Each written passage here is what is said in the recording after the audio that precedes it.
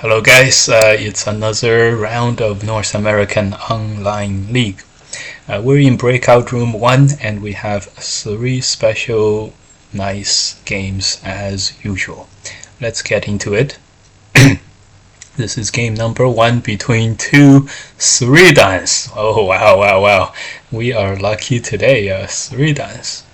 Okay, let's go ahead and start. Jonathan Buss.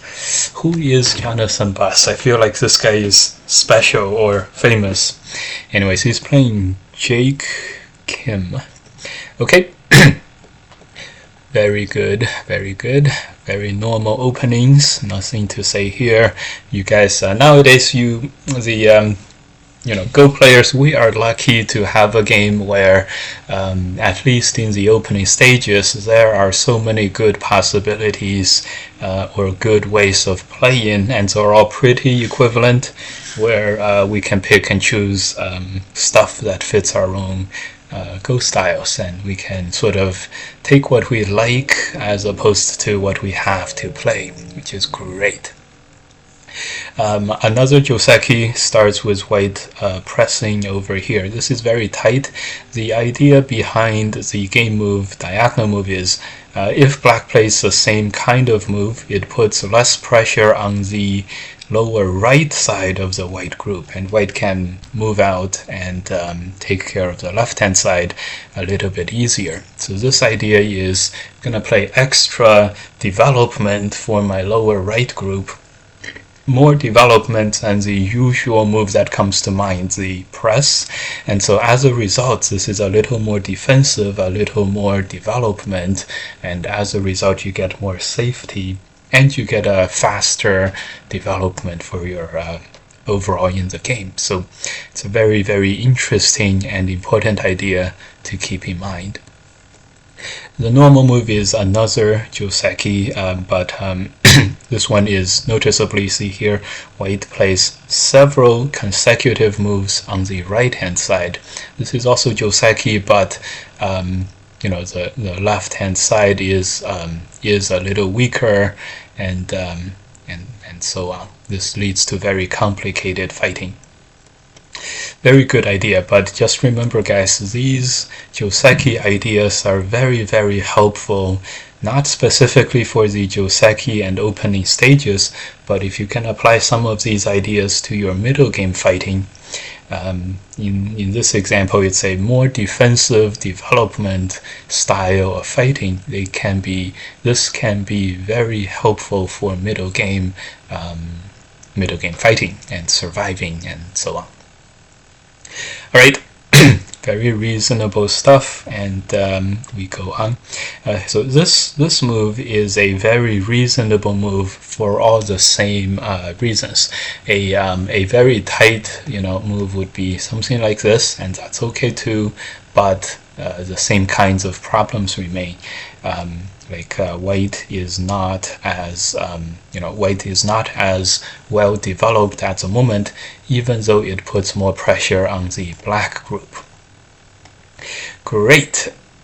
Peep and black plays the bamboo joint, a counter threat on the left hand side. This is very reasonable, and white counterattacks, black follows through with the threat. Very interesting. Another potential is this way. White is gonna lose the liberty race here on the outside, and that looks pretty good for black. White has other ways of fighting this.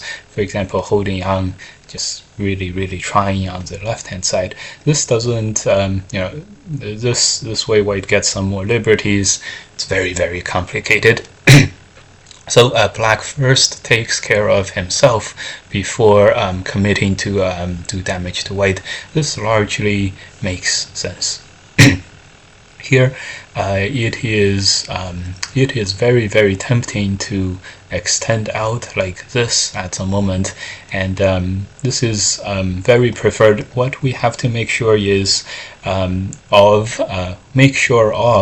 is that white cannot capture black directly this way. This way black just runs out in the nick of time. or barely. So if this move if this move works and white allows another Atari to happen, then black can safely play these moves on the left-hand side and just make sure the left-hand side white group is captured, and it'll be okay. This is also very, very interesting. You'll see here, even though white is gonna lose the liberty fight, or the fight itself, all of the outside versus inside exchanges make this overall result slightly better for white, which is very, very interesting.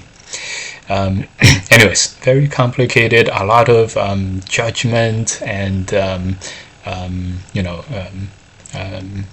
considerations go into these decision making. Okay, good. Black plays one more move. White strengthens. Black strengthens. White strengthens. Feels about right. It is at this moment, though, that black really goes for the attack peep, and then another move here. This makes sense,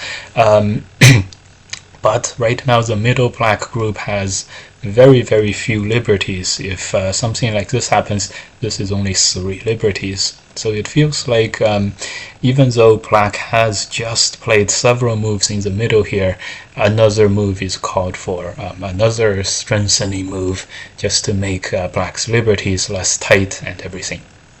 So black chases the white group out, but while white runs out, white is also threatening the black stones. So black plays another move in the middle, and so this sort of slowed black down a little bit. One move, it allows white to push down on the bottom, take care of the white group while making some territory.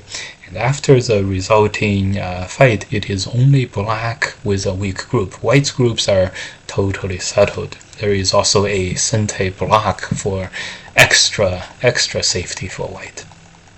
So so here it was very important for black to play a less attacking, less aggressive move, while still strengthening, doing the maximum to strengthen the black shape. Very interesting fight overall here. Okay, white is generally relatively happy with this result. Okay, black does retain Sente and continues to try to invade the white moyo. This does happen. This does make sense. White, keeps this territory, although one could argue or think that the white group here on the left is more than strong enough, and some kind of a attack that pushes black towards the white stones is called for. Like for example here, this is connect when black. Okay. Anyways. White keeps territory, black is still weak, and black pulls out this one stone in the middle. This one stone in the middle does not feel too important at this moment. The one stone would be so the one stone it's saving one black stone. It is attacking and significantly weakening the white stone over here. But it does not feel that important because the left-hand side white group is very, very strong. White just secured the left-hand side, and so traditional Go theory would suggest something like 135, and then give white a little more territory here because the territory is not that important. White is very strong on the left, for example. Of course, invading the corner is also very, very big. So at this moment, when black pushes out here, the outside white stone is relatively light. The left-hand side is protected, and so a move on the top here, developing the top, a move developing the corner and attacking black are both very, very nice, very, very severe. and good moves against black. Lots of good choices for white at the moment. White plays the pillar move here, makes perfect sense. Okay, and the next white move plays this one. This is a very interesting idea. The first thing that comes to my mind that I would recommend to you guys is the knight's move in the corner. This does the greatest amount of strengthening of the corner that we can, and so after this, white will not need any more moves near the corner and can concentrate on, playing faster afterwards. The way white played the shoulder hit in the game, because white has not significantly strengthened the corner yet. The corner is not totally strong yet. For example, as the game went, if black goes into the corner, not only does white have a smaller corner, white may also have a little more trouble continuing to attack the black group. This kind of counterattack is extremely strong. is extremely strong. Anyways, so the next parts, black attaries one stone, white jumps into the middle, doing the split attack against black. The recommended option for black right now is to try to divide up the corner first, and white is probably forced to defend the corner. This is going to allow black to instantly significantly strengthen the middle group and then contemplate some kind of pull out of the left hand side. It may be already too late to do that, but at least this way black profits instantly, and the game, black can look forward to developing the right hand side. That's where a lot of the value is. In the game, black saves the left-hand side. This is very understandable as a sentiment, but these three stones are very, very, they're in big trouble because one, when we save them, they do not threaten surrounding white stones. Specifically, they don't threaten the bottom group, so it feels very tiring. And yes, that's exactly the word that professionals use when they describe this kind of situation. It feels very tiring and very tired when you are the only one who's running. Okay, so white attaches. This is also interesting. This is looking for more interactions here, so that afterwards white can totally surround the left hand side, like this, and engulf this group relatively large. Let's see if black plays into white's hands or not. Probably not. We just talked about how when black extended in the middle, it was not that heavy for white. It was not that important for either side. So this still applies. The two stones, if white captures the two stones, it's not that heavy for black. White has 15 points on the left after capturing the two stones. White has 20 points on the left, 25 points on the left. Not the biggest deal. So black fights back as we expect all three dans to do.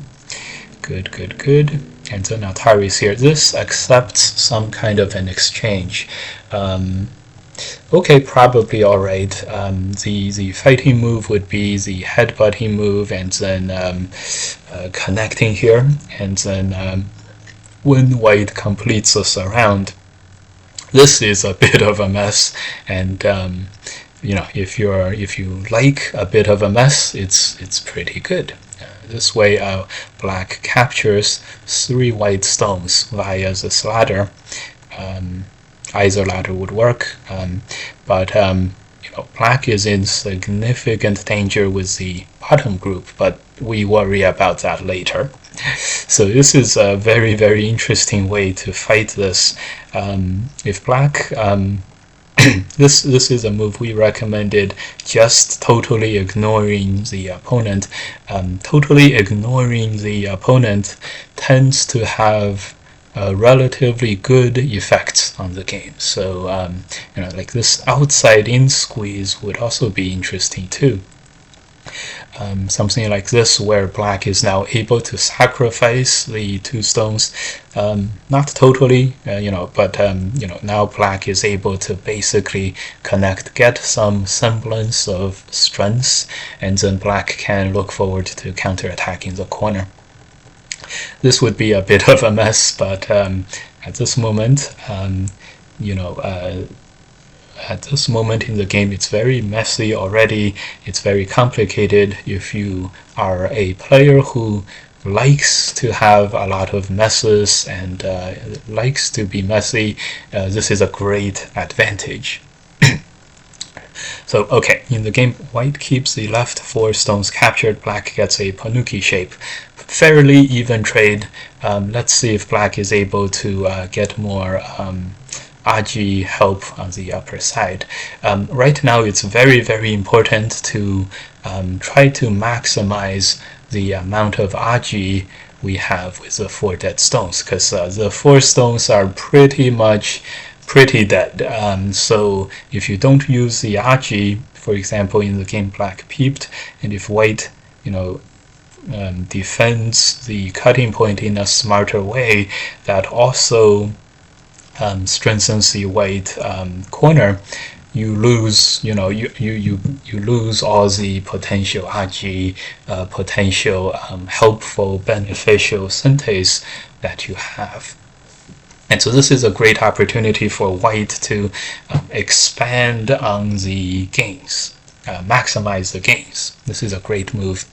If black was able to make a few moves like this, that would have been a very nice moment. For example, if white plays a chicken move, just connects, you could even do more punishment and just destroy more and more white stones, white territory. Sorry. So this is a moment where you have to use the Aji or totally forever hold your peace. Black moves on, so this is totally reasonable, expected, and the game goes on. Even though white is at an advantage, having captured so much, but remember, white has not sealed off the corner territory, so the advantage is not, insurmountable. All right, so now the fighting shifts over to where black has the advantage. This is another theme of the modern game, which is your fight, where one side has the advantage, and then that gets settled. That area of the board gets settled, and then you move on to the other parts of the board where another side has the advantage. It's very rare for one side to have overwhelming advantage all the time. So this is fighting from a position of strength and fighting from a position of weakness are both very, very important skills to have as a Go player. Very interesting. So this variation has white giving up a few stones on the inside to destroy the rest of the black potential territory and just move on. In the game, white plays this peep, looking to save everything. This move protects against this push and cut by preemptively connecting at Q10. It also prevents the Hane connect from connecting underneath this one, because this cutting move is not an Atari anymore. So this is a power empty triangle. If there's ever a power empty triangle, it would be this one. It takes care of both sides. And here white goes for life on the inside. Let's see if white succeeds. This does not look like white is gonna succeed. Good.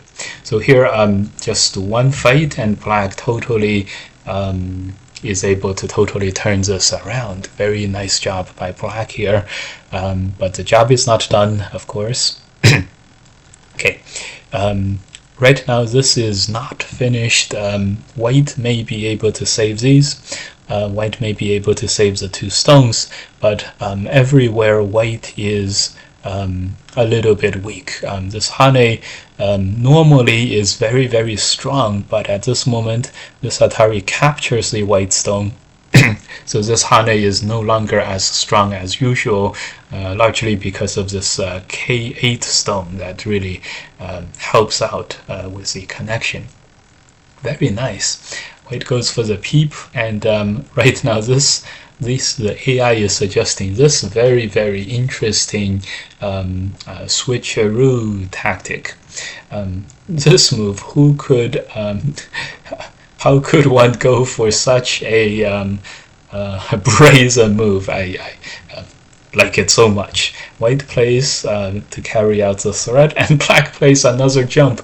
This is a very, very territory sensitive way of playing. As always, when one is very territory sensitive, it helps if one is also thickness sensitive. At this moment, a very, very important resource is this diagonal Kosumi move at 5 that threatens to connect the 4, remember the 4 dead stones that are being useful now.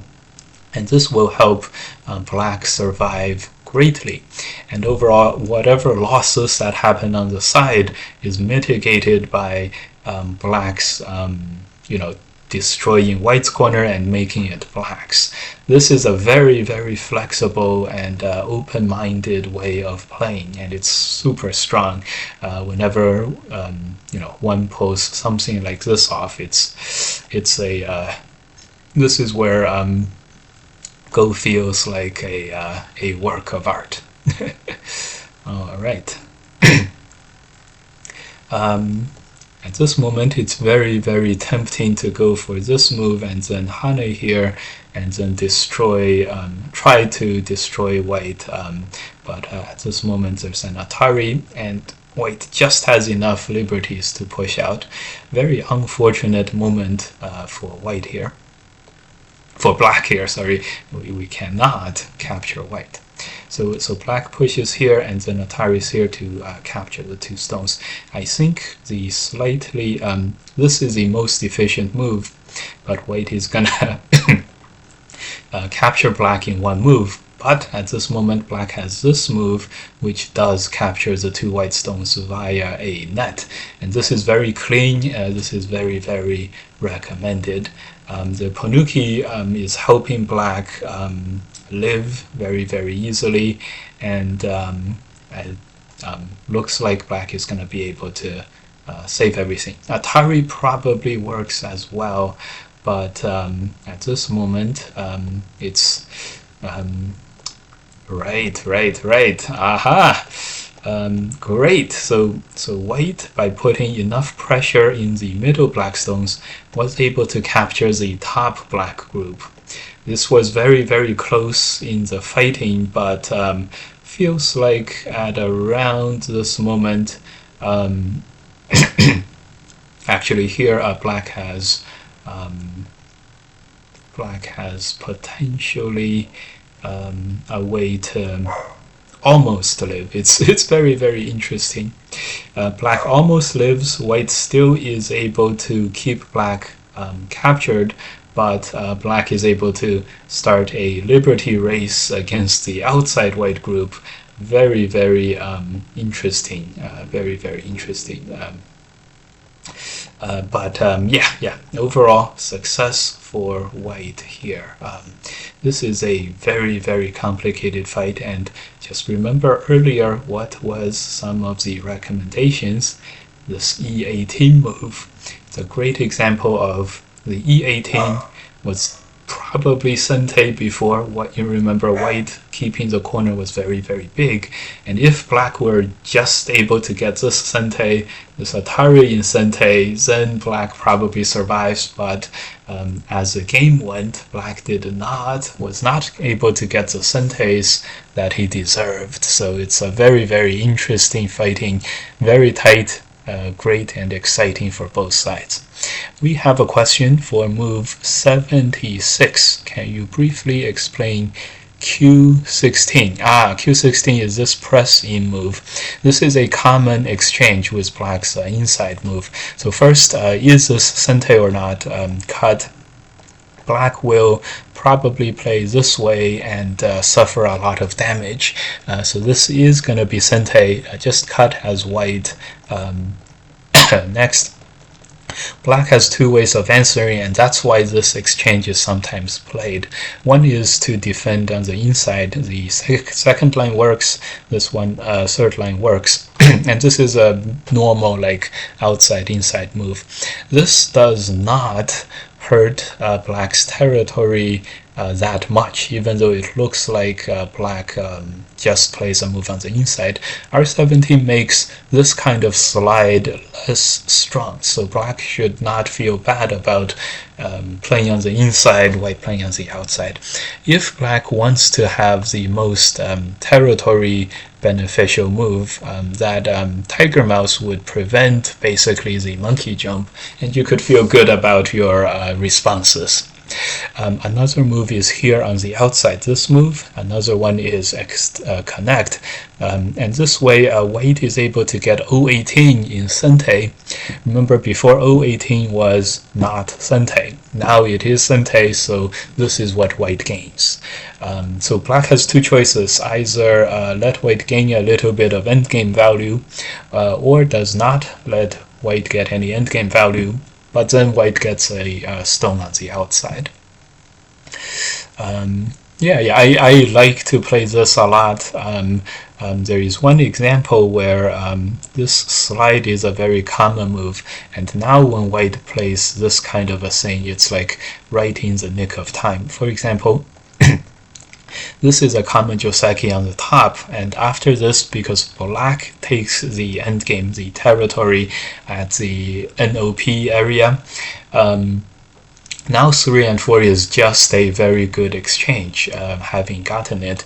Without 3 and 4, black would probably, if white plays this move later, black would definitely play on the outside, so it is a good timing to sort of get the benefits there. Great. So next game we have a 5Q and a 3Q. So last time white was the right hand side player, so we'll assume that black is a 5Q and white is the 3Q. So we're all rooting for the underdog in this one, and okay, interesting. This press is so here there are two interesting moves. One is here locally, and the next move is this this move. This will capture the one black stone. If white reverses the order, this jump is very, very big. It saves the one stone. And basically, it's 2 stones to 3 white stones. If black is able to fight to a parity, black would be relatively happy here. Okay, so ignored, white plays here. Reasonable. White here does not like to play, not as solid. So very solid capture, very strong, very thick, very good. Okay, this is a very common move. It's all good. H3 is a move that's very interesting, and it's a very, very good move. But it is a good move that's dependent. It's dependent on if there is any Aji inside the corner here. If there is Aji here, then H3 sort of protects against the algae by making white extra strong on the bottom, then it's very big. If the left-hand side looked like this, I'm sure h3 would not be as good because white is already super strong. In that case, don't worry. You still have other good things to do. If you are extra strong, you will be able to invade and start already. This invasion is more like a pincering attack against the one black stone here. And you can, so this way you can make full use of your thickness if you have it, and if you don't have the thickness, you can also play this kind of h3 move. This kind of situation-dependent nature of how we play the game is what makes Go one of the most interesting things to play, and a lot of people like me enjoy this kind of thing. Okay, good. In these kinds of moments, it is almost always best to play in a way that puts maximum pressure on the opponent. In this case, a hane would be good. This cutting move would be good. When we play a move like this jump, where the opponent thinks we're kind of chicken and not, and we're not like looking for trouble or anything, and you may not want that. And two, if we have played very, very strong, it would be very even if something like this happened and both sides, have spent generally comparable amount of resources. But if we played this and then say we spent a lot of resources and white does not, one might think that white sort of gains by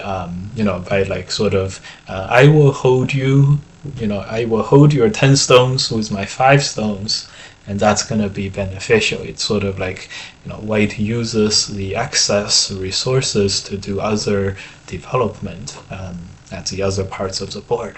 And so you have to be a little bit mindful of the dangers of over-concentration, and a lot of times when we play like this, in order to be even, we start to have to do more damage to the opponent. So it's a case of like, I will keep my side of things, and that you do not keep your side of this line. And so a lot of the value that makes this kind of move a fine move is black is going to keep a lot of the right hand side and white is not going to keep a lot of the left hand side. But remember what this condition is. This means that the focus of the fighting later is going to be on the left hand side, and that white should not be able to make his territory there. If you do allow white to end up making territory on the left, you will not, you'll fall behind, basically. This left hand side is not territory that white deserves. So therefore, when you play a move like this, you gotta be very careful and realize that follow-up fighting is gonna be on the left-hand side, like this area, not on the middle, not in the no man's land here, where black has built up the strengths. And that's where, upon seeing a move like this, clearly it feels to me like black is trying to divide up here, putting like a fence down the middle, and so that is a bad sign.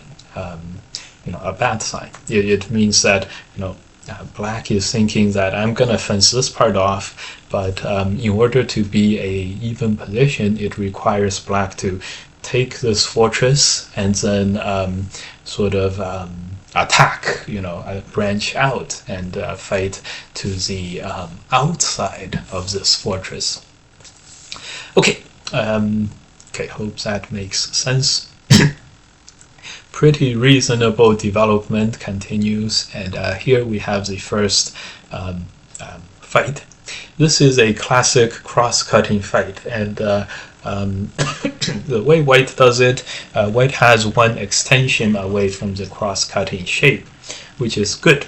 As you guys know, the motto is to extend to one side upon crosscuts. Therefore, black should also do something very, very similar, extend to one side. And why? It's because when we're fighting, it pays to strengthen our weakest attacking stones. In this case, it's a weakest fighting stones. So some extents would be this one, this one. This would be like a push, this one to the right, and the one to the top. One to the top, namely, seems pretty nice because if white just captures one stone, this is a blob, and black is in a pretty strong line and capturing two white stones. Everyone, clearly black is making more progress than white, even though white captured one of the black stones. So okay, so in the game, black does not follow the recommendation. Atari's to one side, but good to see that black also extends. But note how what happens after this Joseki. White extends to two sides. White makes two extensions. Black only makes one. And the next Atari by white is a very, very happy Atari. And this way, black is a little slow, has a T shape, a less efficient shape. Okay, interesting. So locally here, white gains a little bit of shape advantage, but overall white is inside black's encirclement. So it's a very, very dangerous position. And we have this push out. Interesting. White is most afraid of getting cut on the inside, and this kind of jump is a very common thing to do. So push, and then I think this kind of thing would be very, very strong to play from black. White is almost totally captured here. White is almost totally captured here is the exact state of things. In fact, white is exactly, totally, just in the nick of time captured by black. Only two liberties. Atari does not get any extra liberties for black. Wow, this is very, very difficult to read out, and anyways, this is a glaring weakness in the white shape. And so you'll see this kind of shape more commonly played with a knight's move, something like this. And shape-wise, a knight's move that cannot be cut is a very strong shape, is a very efficient shape, not a strong shape, efficient shape. But noticeably, this would be not as fast and outreaching as how white was able to play in the game. I don't blame black for not reading out that 26 move sequence, but the result is white has pushed through, cut black apart, and this Atari we talked about, and white comes back and defends. So white has covered all of his bases, even though at the end white does come back and sort of spend a move here. It's still, relative, reasonably okay. I'd say the middle white has been able to hold. This knight's move is perfect. This is exactly what black needs to do to regain control of the middle fighting. Black needs to strengthen this middle group, and what better way is there than to attack white and strengthen ourselves at the same time. Good. Remember before, it always behooves one to play in a way that exerts maximum pressure on the opponent. At this moment, this kind of thing is very, very strong because it forces a response out of white. If white chickens out on the inside, this leaves black able to do the most amount of damage possible to with the K17 stone, damage to the white J17 stone. So this kind of forceful attachment sort of as forcing of a move as can be played is very, very helpful and strong, because once your opponent chickens out a little bit, it ensures that we can play in a way that does the most amount of damage to the opponent, and therefore extract the most amount of value. Okay, good. So black played this peep. This is a very, so the peep is okay, but if black wants to follow up and really attack white, remember the recommendation, play in a way that extracts the most upon white, living on the inside. I'm glad to see black playing the headbutting move, and this one's not as efficient, but I'm glad to see this. But the danger here is if at the end black plays something like this, and because you know that white is going to probably spend a move to survive, this means that black is not able to, let's say white survives well, let's just say. This way black is not able to extract as much damage locally against white as the more forcing moves. But with all that said, black does play this attach, so kudos to black. For example, if black just extends, this would not. This would be a classic example, like if also black sort of like ends up surrounding white entirely, none of these moves are touching the white stone, and then you might find, then you're like, I wish I played in a more forceful manner a few moves ago. All right, so this is, so in the game, this was a very, very bad shape from black. Black ends up extending. Yeah, these cuts are a little too hard to deal with. I think if white punishes here and then cuts, this is going to be sente, and black is very strongly incentivized to connect these three stones, and the middle is very problematic. It's very, very problematic. I'm not sure if black can survive, while white can probably survive with a move later. Interesting. But in the game, white pushes from inside out, and then wow, this is called playing into your opponent's hand, or into your opponent's positions that are set up. At this moment, these surrounding stones are all placed perfectly to surround the white stones and capture them. So success from black here. It does take a little bit of reading here. 2 liberties, this is no problem. And this one, it's almost a ladder, but this is also no problem. So black definitely needs to capture this, although white is going to be able to capture 3 stones at the end of this as well. A very, very interesting shape. Okay, black connects, and this is a big mistake because it allows white to escape, and upon white escaping, the middle black stones are now dead. And so while this could have been a judgment call, if it's a judgment call, that's much better. We'll just judge the emphasize the importance of the middle stones and how capturing them makes white totally safe across the board, and white will not be slowed down for the rest of the game after that, because white is totally safe everywhere.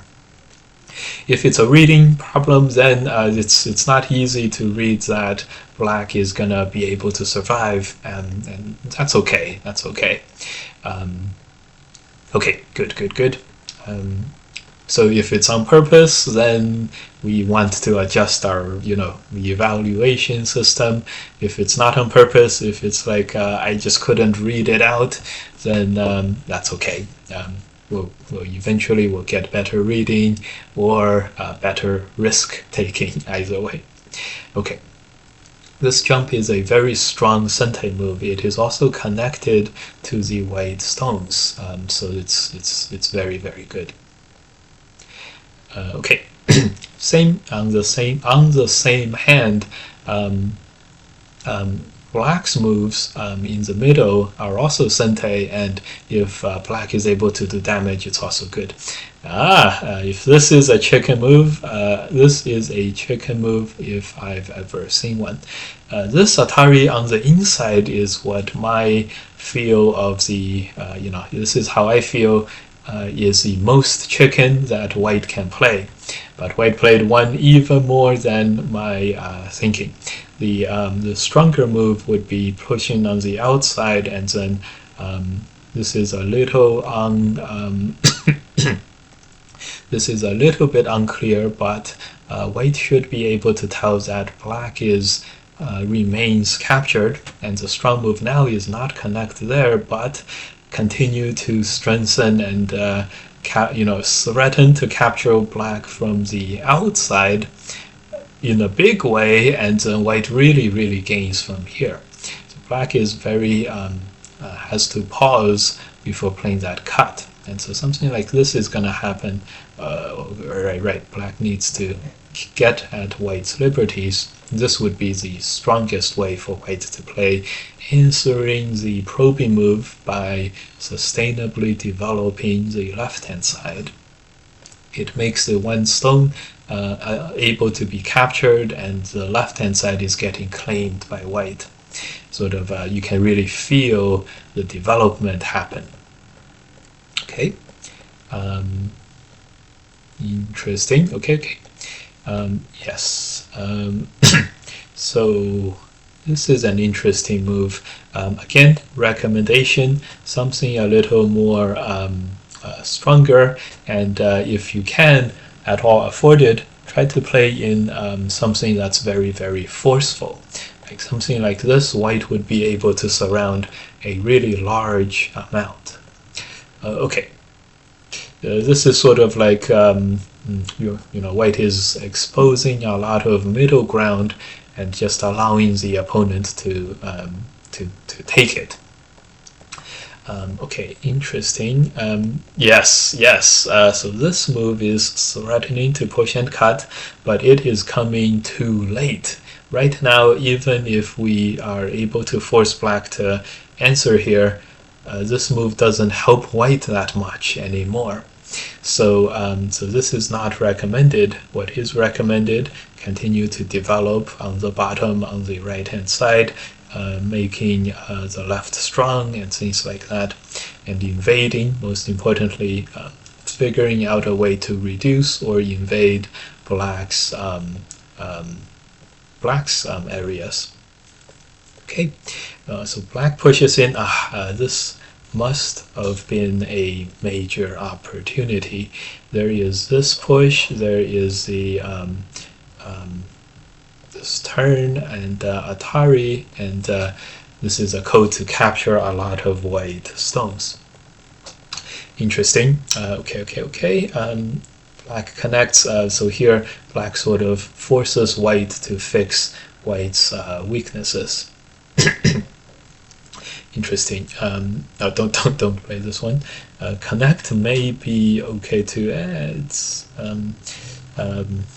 This is very interesting. Okay, white connects as yes. White connects. This is all normal. This is expected. The territory is fixed. It's all secured. This move from black further pushes in, but at the expense of securing white's territory. Interesting. So in this game, we saw several instances of both sides making exchanges that help the other side secure weaknesses or secure territory. Interesting. Okay. This is a very hard moment to play for both sides. In moments like this, it is helpful as long as you don't think your opponent is going to play a move like this one to capture everything totally from the outside. it is helpful to play moves like these probing moves, building up strengths so that we can potentially do more damage from the outside. This would be using, for example, this way White is able to push through to the right hand side. This is using RG to do damage to a neighboring territory. It's very hard to actually do the micromanagement and control though. Oh my god, wow, what have I seen? Too often, you know, the players, we would just we read this out, we see that this is a Sente move, and we would answer this. At this moment, it is not that big because White's main territory is secured, so this is only about, you know, 5-6 points here, and so props to White, big kudos to having the flexibility to tenuki this and then to play somewhere that is, you know, White's able to do a lot of damage to Black. And this way, even though White was not able to do significant damage to Black, White was able to, at the end of the day, oh my god. Okay, well, I'm astounded. Black did not even get the first, you know, Sente endgame that was promised. All of a sudden, White just turned on the accelerator and pushed past the finish line. At the end here, how did White survive here? Okay, had no rights to survive, but sometimes we have to face reality, which is White did survive. So here it's very important for Black to just survive in the corner and destroy White's ice base. Interesting. Wow, this was very, very nice how at this moment Black, you know, went for an endgame, and White played like the perfect just really turned it on. And even here, if I were playing, I would have for sure Atari'd here and just you know, came back to this endgame. Maybe continue to other endgame, but definitely. But wow, White throws in and then plays here. Wow, all of these moves are not what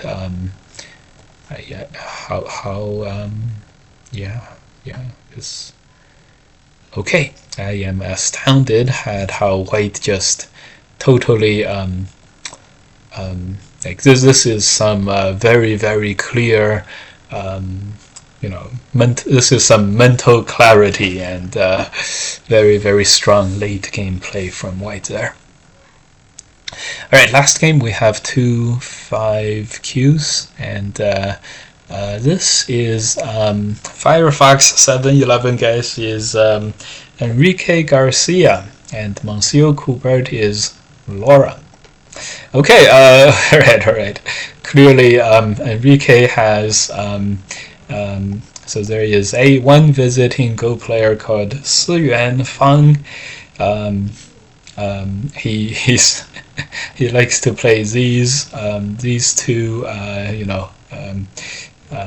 non-corner moves, two moves in the beginning to lose between 1 and 2 AI points. He's a very highly rated player, okay, clearly he has taken some inspiration from that guy. I take it the California San Diego tournament, these moves were played instead of like a move in the middle and a move on the side. So Enrique didn't see those games. So okay. Alright, so all normal, and White, everything's good. Nowadays,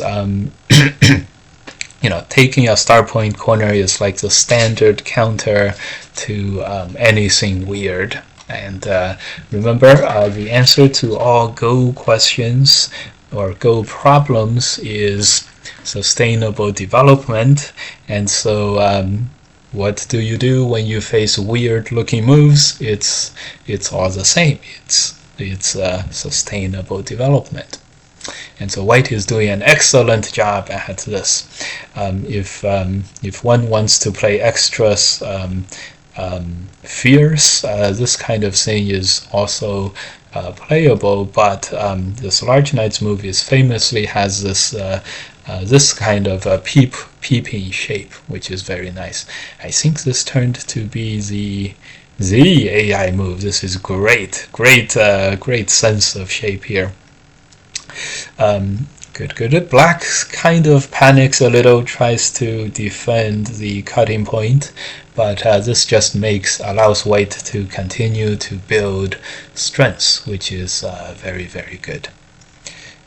Okay, this feels a little redundant, but if white wants strengths, this would be stronger, but the recommended thing, of course, is always try to strengthen your shape in Sente, and at this moment, after white strengthens the shape in Sente, the follow-ups are very strong.